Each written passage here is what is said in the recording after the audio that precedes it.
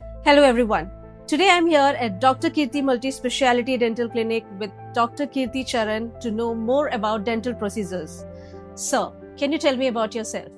Hello everyone, I am Dr. Kirti Charan. I am a dental surgeon and I have done my BDS at Geethan Dental College and I have done my masters in maxillofacial pathology and microbiology in Pinamneni Siddhartha Dental College, Gannavaram.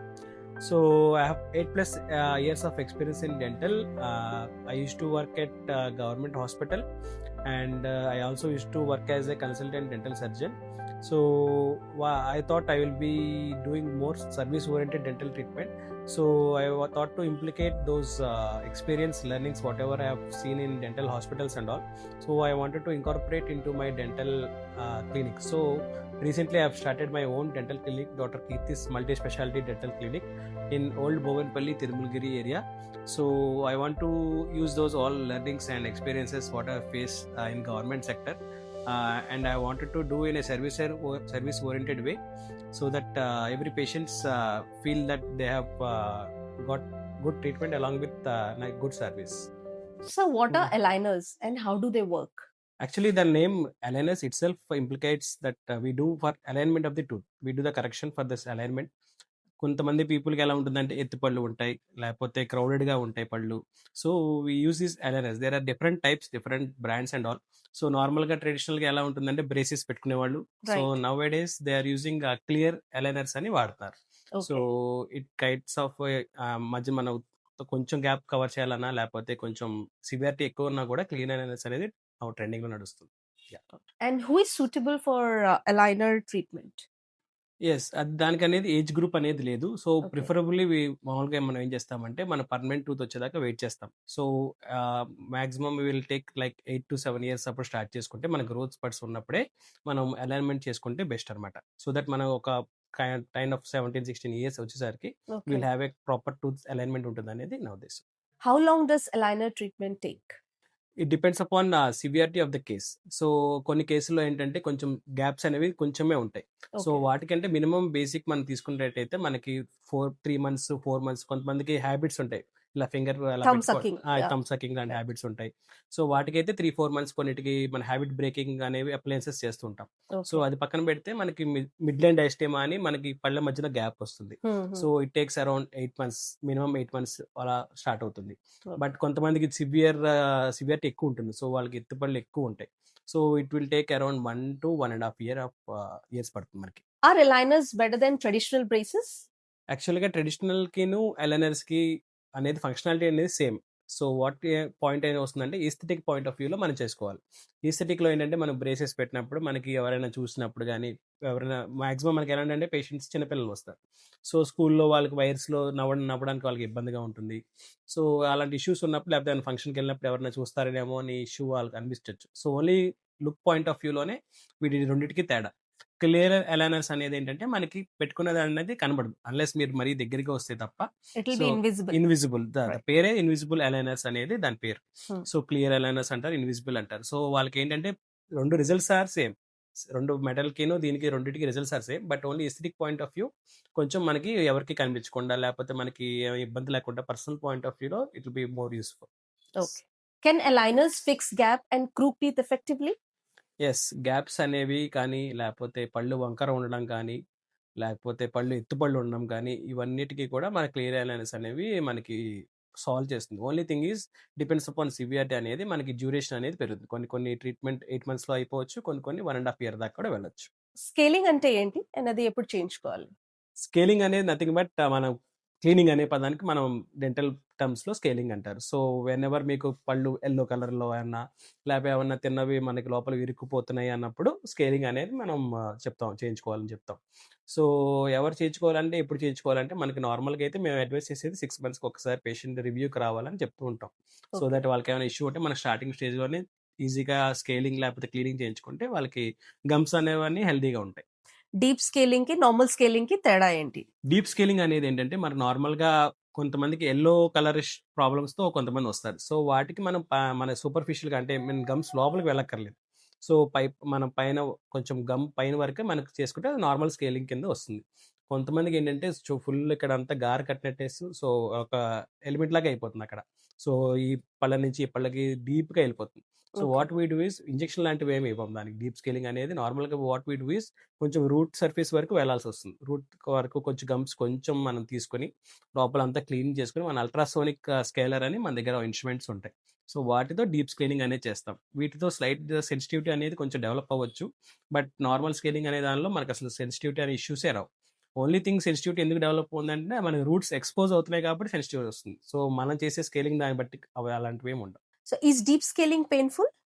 Deep scaling is not painful. But అది ఎంతకాలం మనం చేయించుకోకుండా మీరు ఉంచుకునే దాన్ని బట్టి ఉంటుంది.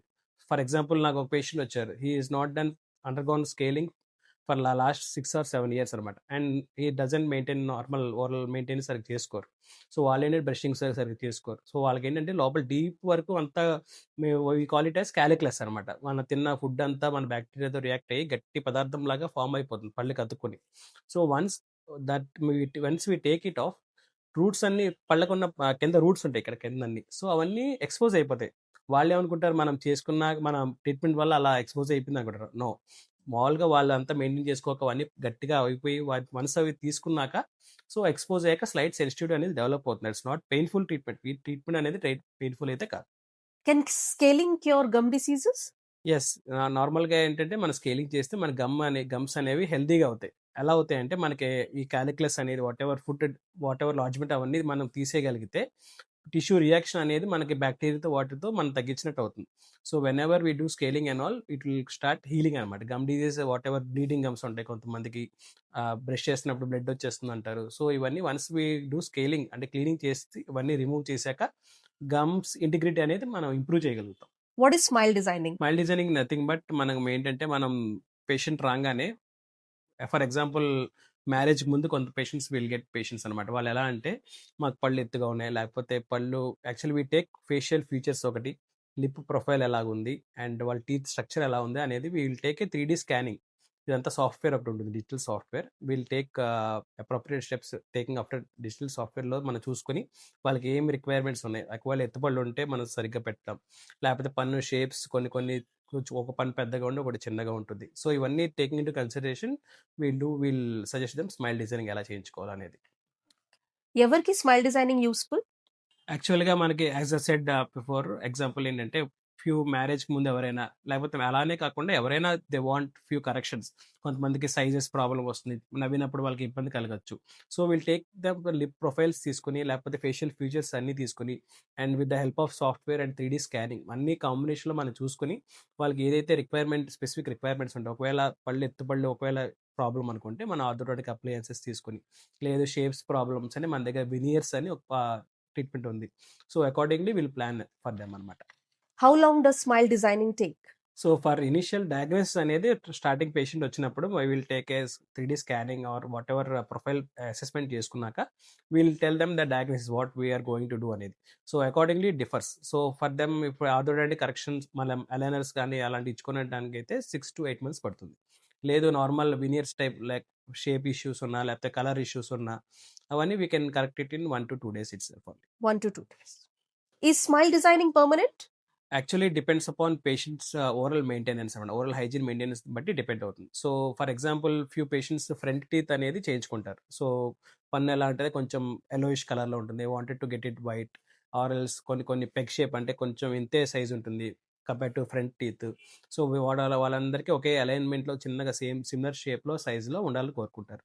But what we do is we'll keep a veneers అంటారు. Veneers అంటే నథింగ్ బట్ స్మాల్ క్యాప్స్ కొంచెం మనం సైజ్ తీసుకొని క్యాప్స్ పెడతాం అనమాట.